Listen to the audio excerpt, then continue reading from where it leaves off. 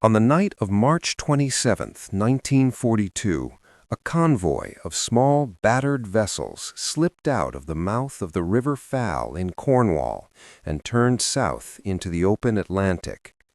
To anyone watching from the shoreline, they might have appeared to be a routine coastal patrol, nothing to draw the eye, nothing to disturb the quiet rhythm of wartime England's southern coast. But the men aboard those boats knew precisely what they were sailing toward, and most of them understood, with the particular clarity that only soldiers on the edge of death can possess, that the odds of returning home were something the planners had not bothered to calculate with any great optimism. They had been told, with the blunt honesty that characterized the best of British special operations, that this was a mission from which full recovery could not be guaranteed. What they were not told, because no one who understood the full strategic weight of what was being attempted could afford to say it plainly, was that the operation had been conceived in something close to desperation, born of a threat so large and so specific that the entire course of the Atlantic War might pivot on a single night's violence against a single piece of French coastal infrastructure. To understand why those men were in those boats, it is necessary to go back several months and several thousand miles to a situation that had been quietly terrifying British naval planners since the earliest days of the war. The German battleship Tirpitz, sister ship to the Bismarck, which had been hunted down and sunk in May of 1941 at enormous cost, was at that moment sitting in a Norwegian fjord, and her very existence was a strategic catastrophe in waiting. The Tirpitz was the largest warship in the German fleet, displacing over 50,000 tons when fully loaded, armed with 8 15-inch guns capable of tearing apart any vessel the Royal Navy could place before her, and protected by armor so thick that conventional naval engagements offered no reliable path to her destruction.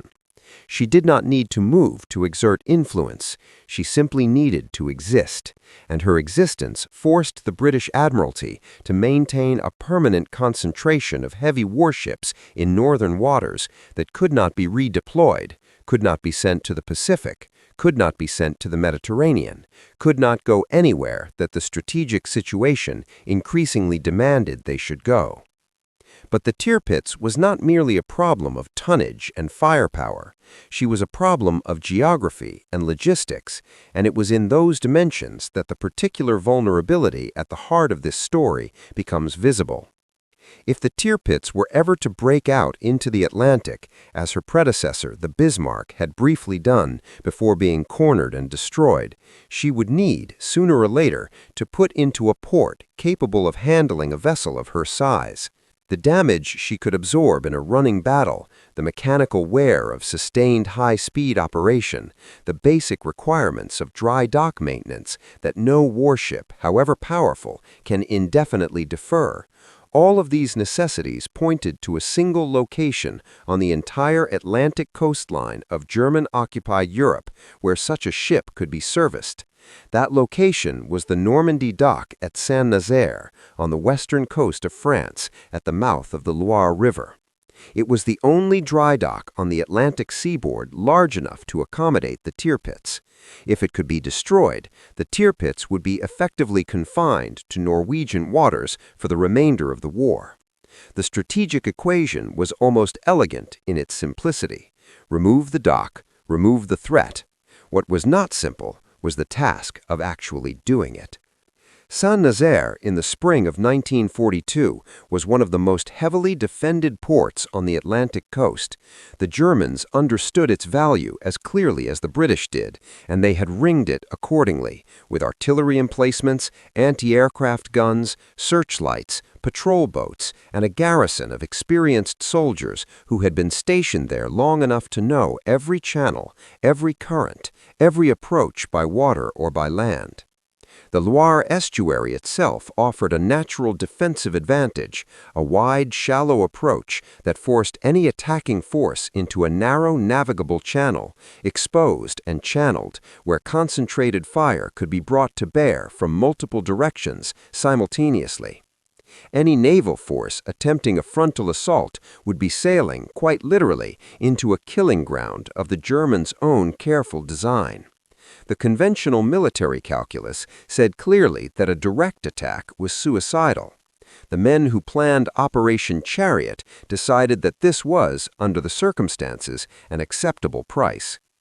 The plan that emerged from Combined Operations Headquarters, the unit then commanded by Lord Louis Mountbatten, which specialized in precisely the kind of irregular, high-risk operations that conventional military doctrine had no framework for, was audacious in ways that bordered on the theatrical, were it not for the fact that the men who would carry it out were entirely soberly serious.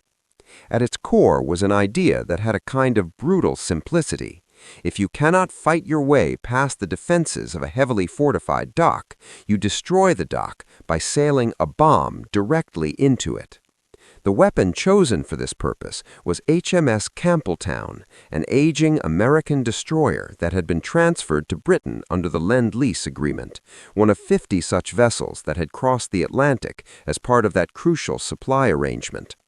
The Campbeltown was past her operational prime, a ship of limited military value in any conventional engagement, which made her an ideal candidate for what the planners had in mind.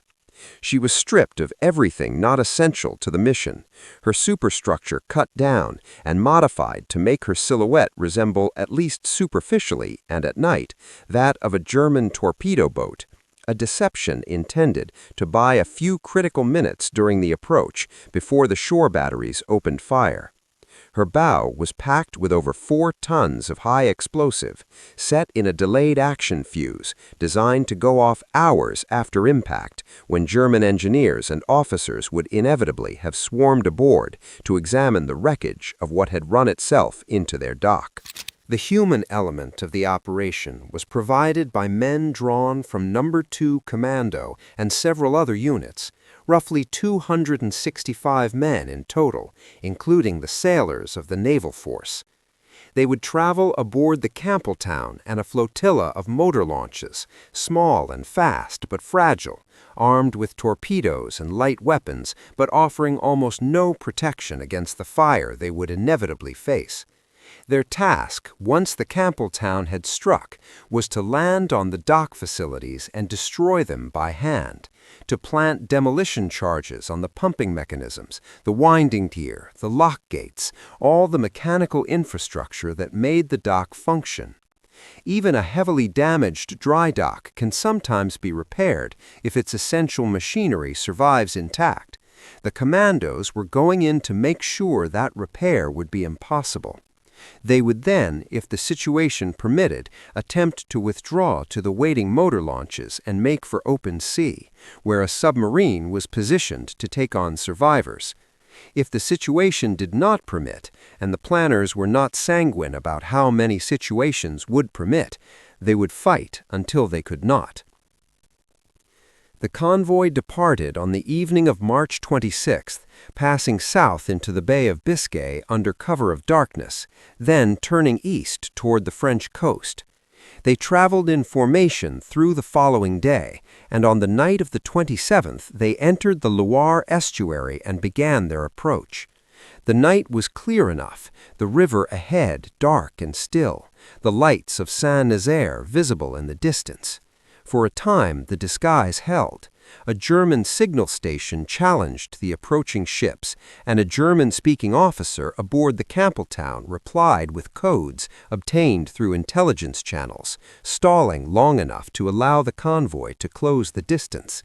It was a slender margin, purchased by nerve and preparation in equal measure, and it did not last.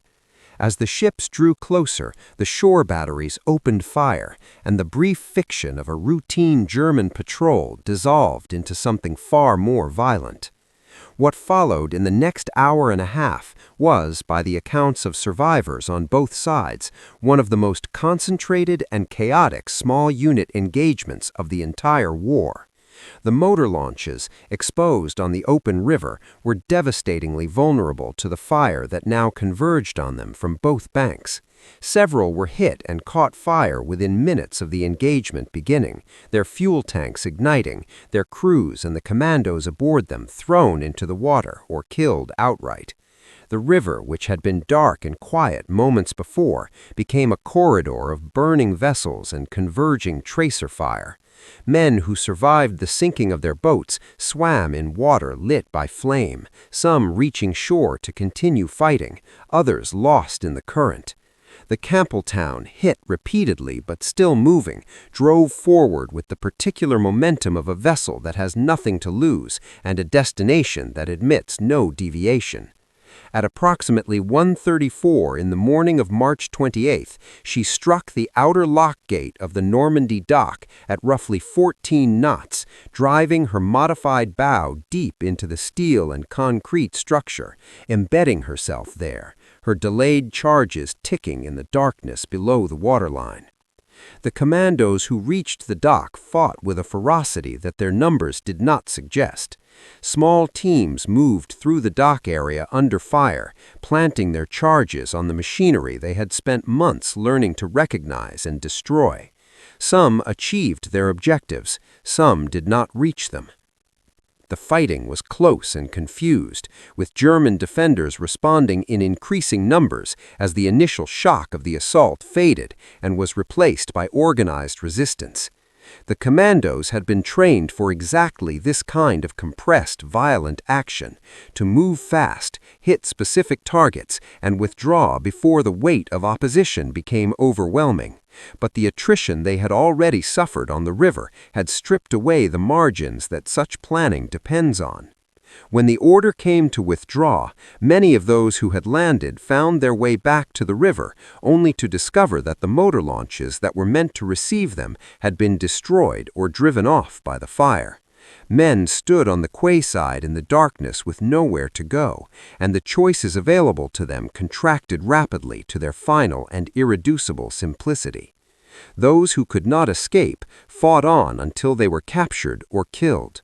Some small groups attempted to break out overland, moving through the town and the surrounding countryside in the hours before dawn, hoping to reach open country and eventually Spain. A few remarkable individuals traveled extraordinary distances before being caught. Most were taken within the first hours. The toll was severe by any measurement. Of the 611 men who participated in the operation, 169 were killed and 215 were taken prisoner. The motor launches suffered particularly devastating losses. Of the 16 that entered the Loire that night, only 4 returned to England under their own power. It was, in the cold arithmetic of operational planning, a cost that the men who authorized the mission had accepted in advance, because the alternative, allowing the Tirpitz to retain her Atlantic option, was a cost they had calculated as still greater. The morning after the attack, German officers walked through the shattered dock area and boarded the Campbeltown, which sat embedded in the lock gate, her hull battered but recognizable. They found a wrecked destroyer and what appeared to be the aftermath of a failed, costly British raid. Engineers examined the ship, soldiers secured the perimeter, officers filed their initial assessments. It is a matter of record that a considerable number of German personnel were aboard or near the Campbeltown when, sometime around midday on March 28th, approximately 11 hours after the initial impact, the delayed action fuses completed their work and 4 tons of high explosive detonated inside the bow of the ship.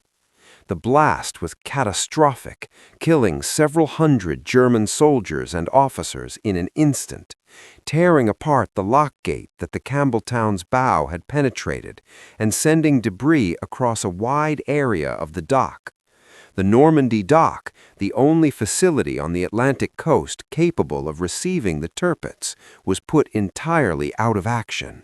It would not be repaired until 1948, 3 years after the war had ended.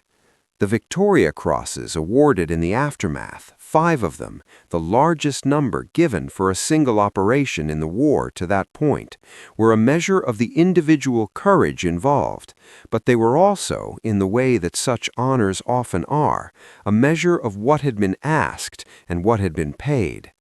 The men who received them had done things under fire that the language of military citation struggles to adequately describe, had continued toward their objectives while burning, had stayed at wheels and throttles of vessels already mortally wounded, had led small groups of men through enemy-held ground with no realistic prospect of safety. The decorations were real recognition of real valor, and they were also, in the broader sweep of what the operation accomplished, a kind of accounting for a debt that the strategic situation had demanded and that human beings had been sent to pay. The Tirpitz remained in her Norwegian fjord, and the threat she represented did not vanish. She would continue to tie down British naval resources, would require further extraordinary operations before she was finally destroyed by Lancaster bombers in late 1944, carrying 10-ton tallboy bombs specifically designed for the purpose.